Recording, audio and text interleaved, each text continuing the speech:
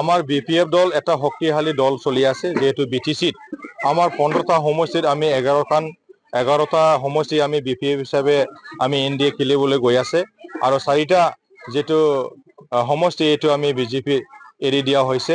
নিশ্চয় আমি ভালকৈ জিকি যাম আৰু নিশ্চয় ৰাইজৰ সঁহাৰি আমি পাম, যেহেতু আমাৰ বিগত 5 বছৰ আমাৰ যেটো ইউপিপিএল চৰকাৰ আছিল, সেই সময়ত জনসাধাৰণ ৰাইজে যিভাৱে কষ্ট যিভাৱে মানে সমস্যাৰ সন্মুখীন হৈছিল, এইটো ৰাইজে সকলোৱে গম পায়।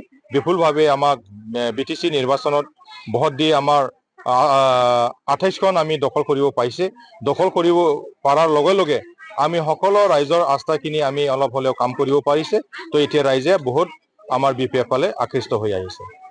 আমাৰ 2 নং দতমা এলএচি আমাৰ ৰবিৰাম ছাৰৰ সমষ্টি, আমাৰ বিটিসি হিসাবে আমাৰ 5 নং চৰাইবিল সমষ্টি, গুৰপিলা যেটো ওচৰত যেটো হাতীগড় বুলি কয়, ইয়াৰ আমাৰ হাতীগড় প্ৰাইমাৰী অন্তৰ্গত এই 2 নং হাতীগড়ৰ আমাৰ 200তকৈ অধিক আমাৰ মহিলা বাইদেউ আৰু লগতে আমাৰ বহুত ইউপিপিএল কৰ্মীসকলে জইন কৰিছে, আৰু ইয়াৰ জইনিঙত আমি শান্তিভাৱে জইন কৰিব পাৰিছে।